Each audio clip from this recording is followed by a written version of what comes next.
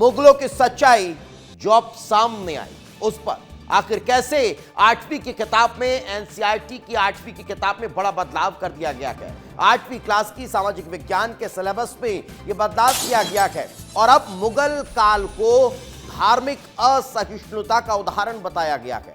8वीं की किताब में बाबर को क्रूर विजेता बताया गया है, अकबर को सहिष्णुता और क्रूरता का मिश्रण बताया गया है, औरंगजेब को मंदिर और गुरुद्वारे तोड़ने वाला बताया गया है।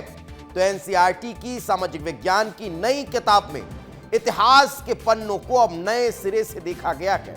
8वीं की इस किताब में मध्यकालीन भारत के इतिहास, खासकर मुगल काल का एक नया दृष्टिकोण सामने आ चुका है।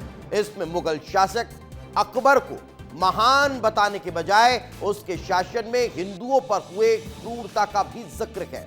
इस बदलाव पर बहस छिड़ी हुई है कि क्या इतिहास के डार्क चैप्टर को खोलना है या शिक्षा का भगवाकरण करना है। तो अब इस पर सियासत देखने को मिल रही है। एक तरफ इसे शिक्षा के भगवाकरण से जोड़कर देखा जा रहा है, तो दूसरी तरफ इसे शिक्षा का शुद्धिकरण बताया जा रहा है। यह बताया जा रहा है कि जो अभी तक पढ़ाया जाता था वो कैसे वर्ग विशेष के लिए था, वो कैसे इस दिशा में आगे बढ़ रहा था कि सच्चाई से इतर था। और यही कारण क्या कि अब इसे सच्चाई के साथ जोड़कर दिखाने की कोशिश हो रही है। इस तरह की सियासत देखने को मिल रही है। और चलिए इस पर चर्चा करते हैं। हमारे सहयोगी राकेश चौधरी हमारे साथ जुड़ चुके हैं। राकेश, अब सियासत देखने को मिल रही है 8वीं की एनसीईआरटी की किताब में हुए बदलाव को लेकर, तो सवाल यही पनप रहा है कि इसे भगवाकरण कहा जाए या शिक्षा का शुद्धिकरण। बिल्कुल दीपेश, देखिए ये भगवाकरण नहीं है बल्कि सरलीकरण है, क्योंकि 8वीं की कक्षा की किताबों में जिस तरह से बदलाव किया गया है ये प्री प्लान्ड है। यानी कि एनईपी जब से इंट्रोड्यूस हुआ है, न्यू एजुकेशन पॉलिसी, तब से किताबों में जो भाषाई दिक्कत रही है उसे सरल करने की प्रक्रिया तेज हुई थी। और इसी कड़ी में जो मध्यकालीन भारत के अंधकार में दौर की बात कही जा रही है, या फिर बाबर की बात कही जा रही है, अकबर की बात कही जा रही है, या औरंगजेब की बात कही जा रही है, अब बच्चों को आसान भाषा में पढ़ाने के लिए इस तरह की कवायद हुई है और किताबों में बदलाव किया गया है।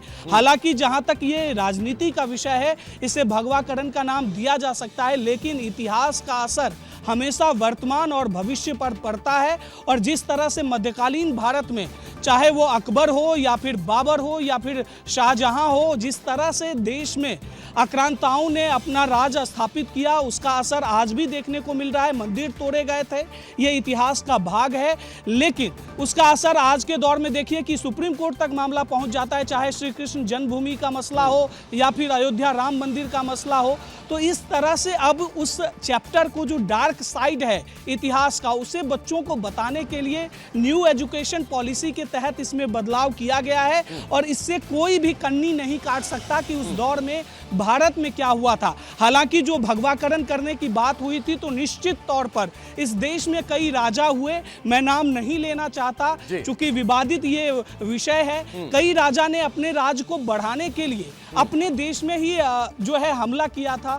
तो निश्चित तौर पर उस डार्क एरा को बताने के लिए ये बहुत बड़ा बदलाव सवाल है कि अगर ये पूरी सच्चाई के वो अगर अब खुलकर सामने आ रही है, तो उससे दिक्कत किस तरह की हो सकती है और किसे हो सकती है और क्यों हो सकती है। मैं लौटूंगा आपके पास, एक और सवाल का जवाब आपसे लूंगा, लेकिन इस वक्त एक और बड़ी खबर बता देता हूं। एनसीईआरटी की किताब में हुए बदलाव पर अब सियासत देखने को मिल रही है। नेता प्रतिपक्ष उमंग सिंगार ने बीजेपी पर निशाना साधा है। बीजेपी अपने हिसाब से सांप्रदायिकता को पढ़ाना चाहती है, बढ़ाना चाहती है, ये उमंग सिंगार कह रहे हैं। तो अब इस पर अलग अलग प्रतिक्रियाएं निकलकर सामने आ रही है, लेकिन राजनीति इस पर होती हुई देखने को मिल रही है। मुगलों की सच्चाई को लेकर सवाल तो खड़े हो ही रहे हैं राकेश, लेकिन सवाल फिर ये भी होते हैं कि किस तरह से ये पूरी प्रक्रिया को अपनाया गया। खैर, पहले जरा सुना देता हूं कि आखिर उमंग सिंगार इस पूरी प्रतिक्रिया पर क्या कुछ कहते हुए नजर आ रहे हैं।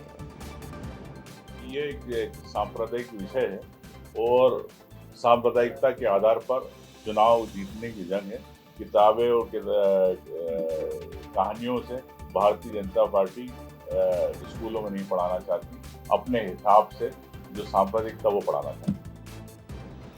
तो सुना आपने कि सांप्रदायिक रंग अब इसे देने की कोशिश की जा रही है। राकेश लगातार हमारे साथ जुड़े हुए हैं, उन्हीं से बातचीत करते हैं।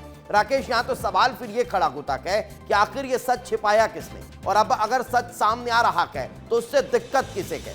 इतिहास में जो हुआ वही सच्चाई अगर आने वाला भविष्य पड़ेगा तभी तो सब कुछ समझ पाएगा, तो उसमें दिक्कत किस तरह की? देखिए दीपेश, कई राजनीतिक दलों की राजनीति जो है एक खास वर्ग के साथ टिकी हुई है, और उस वर्ग की अगर सच्चाई सामने आती है तो निश्चित उस पार्टी की नींव हिल जाएगी। तो इसीलिए इस पर राजनीति भी बहुत हो रही है, लेकिन उस डार्क पार्ट को बच्चों को बताना तो बेहद जरूरी है। इसीलिए तो न्यू एजुकेशन पॉलिसी बनाई गई थी कि शिक्षा के क्षेत्र में जो बच्चे ज्ञान अर्जित कर रहे हैं, अगर उसमें कोई डार्क एरा है, कोई उसमें गलत बातें पहले से वो पढ़ाई कर रहे हैं, तो उसको बदला जाए। तो इसी कड़ी में अगर एनसीईआरटी ने एक चैप्टर इसमें ऐड ऑन किया है और उसे सरल भाषा में प्रस्तुत किया है, तो इससे किस राजनीतिक दल को परेशानी हो रही है वो समझा जा सकता है। क्योंकि जो लोग अल्पसंख्यक की राजनीति करते रहते हैं, हालांकि वो अल्पसंख्यक नहीं है, ये समझने वाली बात है, लेकिन फिर भी इसको ना तो भगवाकरण से जोड़ा जाए, ना फिर इस पर राजनीति होनी चाहिए। क्योंकि शिक्षा तो मूलभूत अधिकार है और शिक्षा सबको मिलनी चाहिए और स्पष्ट मिलनी चाहिए। इसलिए एनसीईआरटी ने साफ तौर पर कहा है कि जो जटिल प्रक्रिया मीडिया एरिया का देखने को मिलता था, जो पढ़ने में कठिनाई होती थी, उसे सरल शब्दों में बता दिया गया। हालांकि एक सवाल एनसीईआरटी से ये बनता है कि आप जब उन राजाओं के बारे में बात कर रहे हैं, जब बाबर के बारे में बात कर रहे हैं, जब अकबर के बारे में बात कर रहे हैं,